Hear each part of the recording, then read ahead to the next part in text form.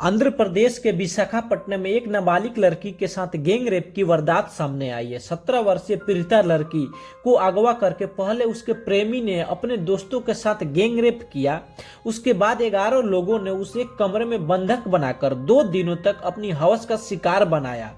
देश में जब बलात्कार की घटनाओं की बात होती है तब सबसे पहले दिल्ली की निर्भया कांड का नाम सामने आता है। साल 2012 में 5 हैवानों ने एक मासूम लड़की के साथ जिस तरह से दरिंदगी की थी उसे सुनकर हर किसी का दिल दहल उठा था। लेकिन आंध्र प्रदेश के विशाखापट्टनम में निर्भया केस से भी खौफनाक गैंग रेप की एक अंजाम दिया गया है। 17 वर्षीय पीड़ित लड़की उड़ीसा की कालाहंडी जिले के एक गांव की रहने वाली है।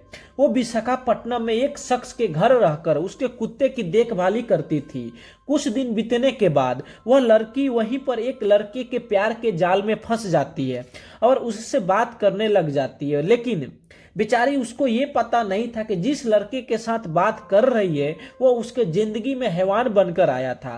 पहले तो उसको अपने जाल में अच्छी तरह से फंसाया, उसके बाद उससे मिलने के लिए बोलता, लेकिन लड़की माना कर देती है। एक दिन की बात है जब उसका मालिक को कहीं जाना था, यानी 17 दिसंबर को उसका मालिक अपने परिवार के साथ बाहर गया था और उसी दिन उसके बॉयफ्रेंड का जन्मदिन था। उसने उसको मिलने के लिए बुलाया, लेकिन लड़की यह कहकर मना कर देती है कि मालिक के घर पर कोई नहीं है, मैं नहीं आ सकती हूँ। तब लड़का उसको बोलता है कि आज मेरा जन्मदिन है, अगर आज नहीं आओगी तो मैं समझूंगा कि तुम मुझसे प्यार नहीं करती हो। अब लड़की मजबूर हो जाती है जाने के लिए, नहीं चाहते हुए भी उसको जाना पड़ा अपने बॉयफ्रेंड के साथ। लेकिन उसको ये नहीं पता था कि उसके साथ क्या होने वाला है और लड़की उसके साथ आर्क के बीच चली गई। उसके प्रेमी के साथ उसका एक दोस्त भी था। दोनों ने उसे लेकर एक लॉज में गए। पहले तो उसका प्रेमी उसके साथ जबरदस्ती संबंध बनाया, फिर वह अपने दोस्त के हवाले कर दिया जिसने उसके साथ जबरदस्ती रेप किया।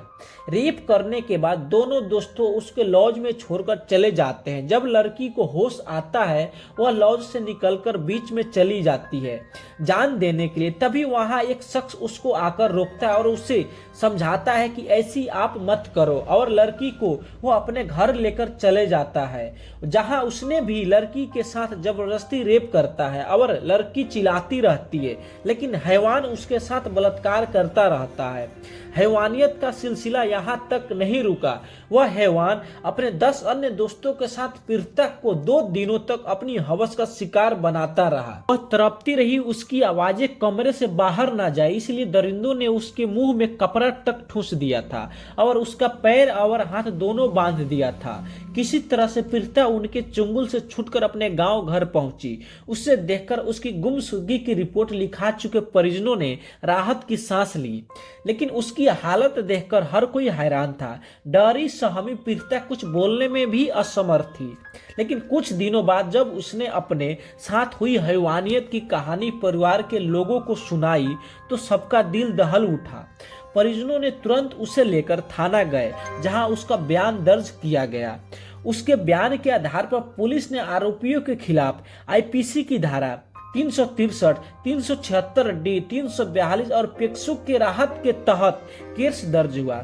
इसके बाद आरोपियों की तलाश के लिए पुलिस की कई टीमों गठित की गई। पुलिस विशाखापट्टनम और झारखंड में कई जगहों पर आरोपियों के तलाश में छापेमारी कर रही है।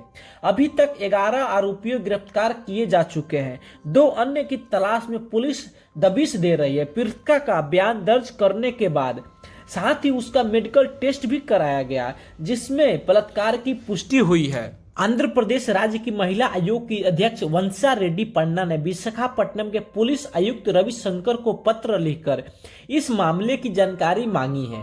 महिला संगठनों ने सभी दोषियों को कड़ी से कड़ी सजा देने की मांग की है।